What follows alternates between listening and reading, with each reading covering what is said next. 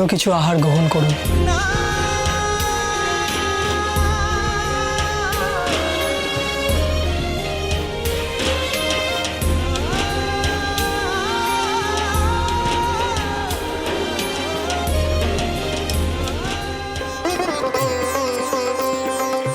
যাও, তুমি এবার গিয়ে খেয়ে নাও, তোমারও তো বড্ড খিদে পেয়েছে।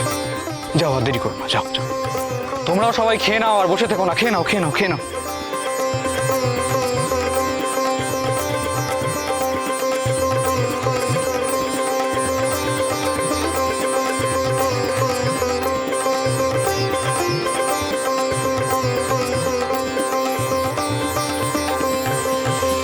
কি বলছো ঠাকুর তুমি?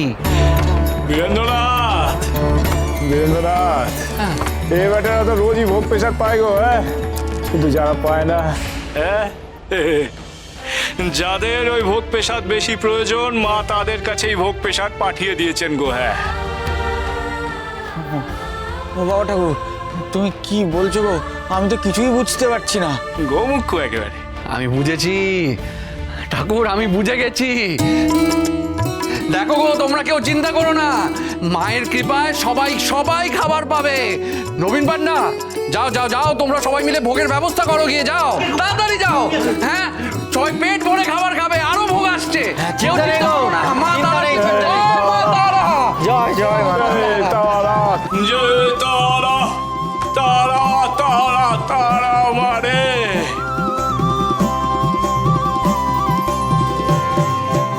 কুমার এসে গেছে, কুমার এই যে। এসো এসো এসো এসো এসো এসো, রাখো রাখো রাখো রাখো, সব রাখো। ঠাকুর, ঠাকুর গো, দেখো এদিকে সব ভোগের ব্যবস্থা হয়ে গেছে। তারা তারা তারা তারা মারে। তোর যে অপার লীলা রে মা, তোর অপার করুণা। আজকের এমন একটি দিনে তুই কাউকে অভুক্ত রাখলি না রে মা। তারা তারা তারা তারা তারা বড় মা। বুঝেছি মা, এ তোমার আর তোমার প্রিয় পুত্রের লীলা। জয় মা তারা, তোমার কৃপায় এই অভুক্ত ছেলের দল আজ পেট ভরে খেতে পারছে। জয় মা, জয় মা।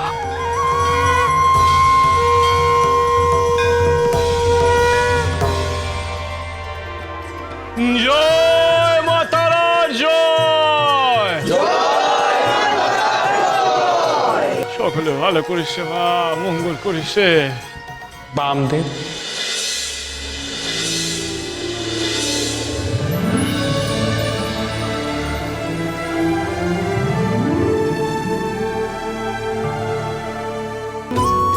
রে মা, দেখা করে আসি। এই তো আপনারা এসেছেন। কোথায় গিয়েছিলেন আপনারা? একটা জরুরি কাজে বামদেব আমাদের পাঠিয়েছিলেন। এই তারা, বামদেব, সেই কাজ সার্থক হয়েছে। আমি জানি গো, আমি জানি।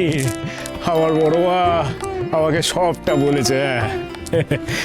তা মায়ের দর্শন সে করেছে তো? আগে হ্যাঁ, মাতৃবিগ্রহ দর্শন করে সে ফিরেও গেছে। বাহ, আর আর আমরাও মা তারার দর্শন করে আপনার সান্নিধ্য পেয়ে সত্যি ধন্য হলাম।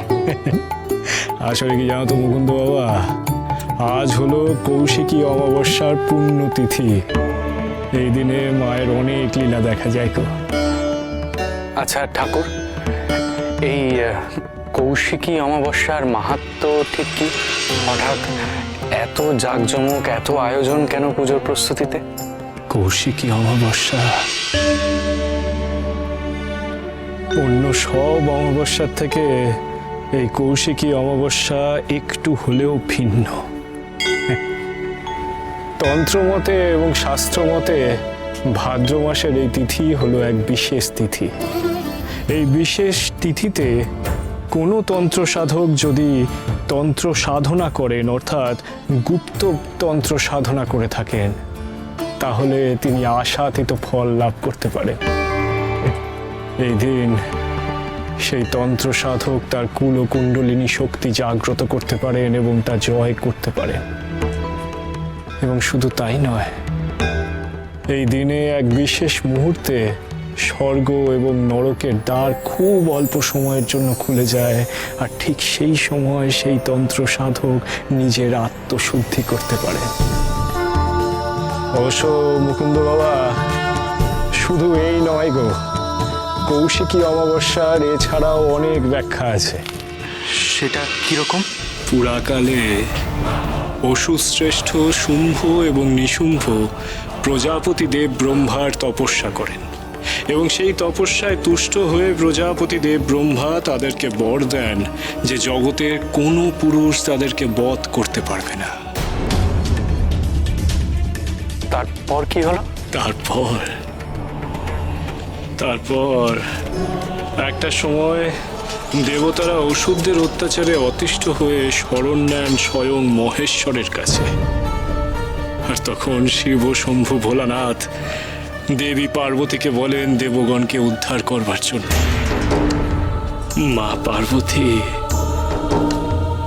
মা পার্বতী তখন মানস সরোবরের ধারে তপস্যা করতে বসেন, এবং তপস্যা শেষে দেবীর গাত্র থেকে এক অপরূপা সুন্দরী দেবীর সৃষ্টি হয়, যে দেবী পরবর্তীকালে দেবী কৌশিকী নামে খ্যাত হন। या देवी सर्वभूतेषु शक्तिरूपे ভাদ্র মাসের এই বিশেষ দিনে, এই বিশেষ তিথিতে দেবী কৌশিকীর উৎপত্তি ঘটে, আর তাই या এই বিশেষ দিনটিকে বলা হয় কৌশিকী অমাবস্যা।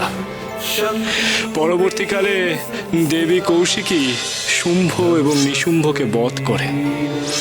আবার এই হলো গিয়ে আমার বড় মা তারা। আজকের এই বিশেষ দিনের বিশেষ তিথিতে স্বয়ং মা আবির্ভূত হন এই জগতের বুকে। তারা তারা তারা তারা মারে। ঠাকুর, আমি শুনেছি আজকের এই তিথিতেই আপনি নাকি মা তারার সাধনা করে সিদ্ধি লাভ করেছিলেন। হ্যাঁ, তা বটে। সে কতকাল আগে এই দিনটিতে আমি ওই সিদ্ধি লাভ করেছি। এই দেখো কথায় কথায় কত দেরি হয়ে গেল গো। হ্যাঁ ঠাকুর, এবার যে আমাদের বিদায়ের সময় উপস্থিত, আমাদের যে এবার ফিরতে হবে।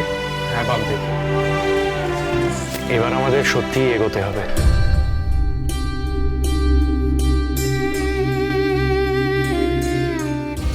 যাবে, চলে যাবে। হ্যাঁ, আজ যে আমাদের ফিরতেই হবে। আশ্রমে কাল আমাদের অনেক কাজ আছে। হ্যাঁ, আমাকেও কাল কলকাতা ফিরতে হবে।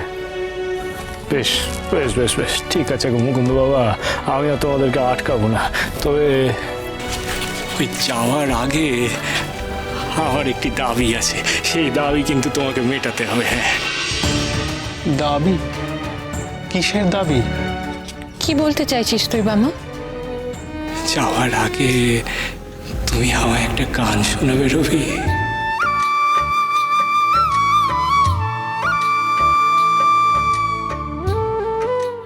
ওই দেখো, আবার একটা বায়না করে বসলে তো। তুই শালা, তুই থাম তো, তোর তাতে কি? কিন্তু ঠাকুর, আজই যে ওনাদের রামপুরহাট ফিরতে হবে। আজ বরং আপনারা এখানেই থেকে যান। থাকতে পারলে আমার ভালোই লাগতো, কিন্তু আমাদের যে উপায় নেই রানীমা। না না, তাহলে আর দেরি করা ঠিক হবে না আপনাদের। না না, ও বড় কুমার, একখান গান গাইলে এমন কিছু দেরি হবে না গো। তোমরা থামো দেখি, তোমরা থামো এখন। ও রবি, আবার একখান গান শোনাবে গো।